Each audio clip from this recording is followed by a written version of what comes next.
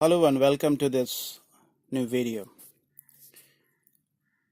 In this particular case, we are going to do the data extraction from the database where we don't have access to the database. So we are using some SQL queries to do this. We've already put up the SQL queries. Let's find them out. I saved SQL reports. So we have given them a silly little name like we're calling them the easy peasy data extractor. There are two parts to it. So one is called 1 of 2, the other is 2 of 2. Obviously, you have to run the first one, the 1 of 2 first before you can run 2 of 2. Now, this particular instance is running Koha 17.11. Now, Koha 17.11 has a total of 198 tables. For any data extraction, we need to find out all the tables that have some data, at least even one row of data in a particular table. We need to get all those tables out. The first one, the 1 of 2, the basic job is to get hold of list all those tables which have at least one row of data, the non-empty tables, and it gets that and then passes it on, calling the second SQL report. And first let's run it and see it in action. There you have it. As I say, there's 198 tables, but as you can see, the total number of results 93. That means 93 tables in this particular instance's database has some data in it.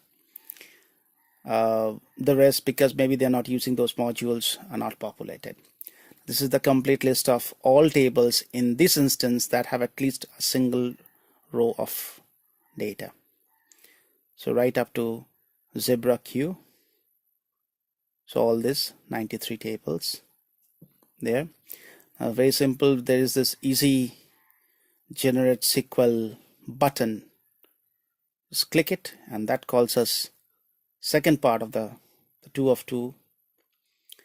And as I said, we are running 2 of 2 now. So this is designed to be called from 1 of 2, which has already been done. That's our report name and that's a SQL statement. And again on top we have this nifty little save report button, and there it is. It just took those two values, the report name and the prepared SQL, and created this new report. Save it. Nothing else needs to be done. And as I say, proof of the pudding is in eating. So let's run the report and see if we can get our data out. And yes, there we have our data. From this table, account offset types, it's a single column table with those rows, and we have them. Now let's look at something that's a little bigger, something that has more columns than just a single column, and see if it still works or not. Okay, let's get this one out of the way. Go back to our saved reports. Yeah, and let's run the easy peasy data extractor 1 of 2 once again. And let's run something bigger like the biblio table. So biblio table holds the basically the names of all the unique titles that has been entered into this instance. There we have it. So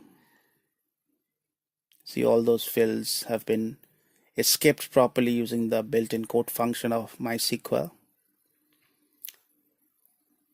so that we have safe SQL. We are dealing with safe SQL. Let's save it. To create this new report, which will be called, it will be known by the name getBiblio. Let's run it. And there you see the 6,207 titles been added to this. All those. Now you might ask, why does this insert has this double underscore at the beginning and the end of it? Well, very simple. If you see, to do before import says A, replace underscore underscore import underscore underscore with insert. The reason for this is Koha's security feature allows only read access in the report module. So it will allow only select and not insert, not create. So we use this trick to create this kind of a bypass, because with the underscores in front and back, it's no longer a SQL command. We'll download it, and we download it using the tab separated value. There we have a file is already downloaded. Let's take a look at it. There's a file. It's about a 1 MB in size. Now, since we are working on Windows, we will use the Notepad Plus data editor. There you see all those rows. Once again,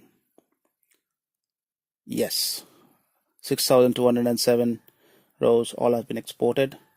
You're seeing 208 because of the first line of comment up there.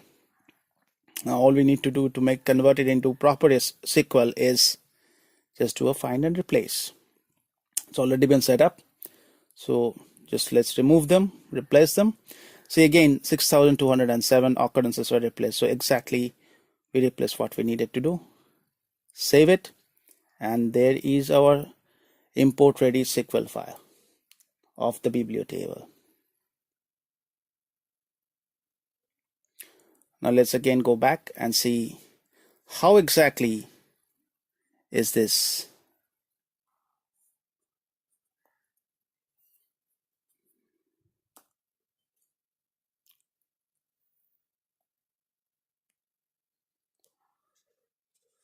Now this, we're using a little bit of jQuery. The reason is simple. To call the create report, we have to use the word create. Here we don't use any word create, so this is fine. We just run the report.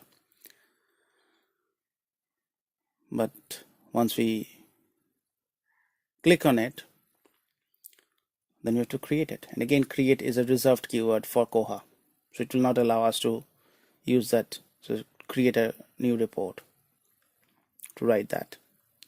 So we use jQuery, and for that our friend is none other than the Internet User JS system preference. So let's see what we have here. Yes, exactly this 5 or 6 lines of jQuery is what delivers the final job.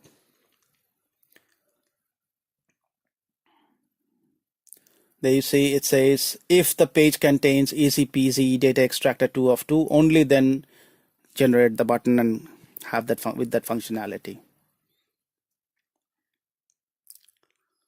See, that's the create. That is why in 2 of 2 we couldn't take the approach we took in 1 of 2. We couldn't create the button using SQL statement. We had to use jQuery.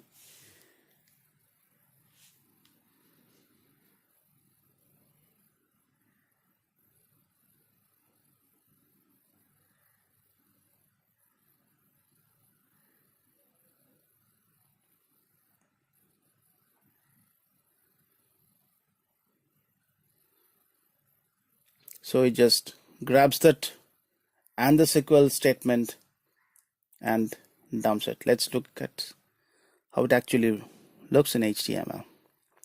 So that is what it generated using the jQuery syntax generated.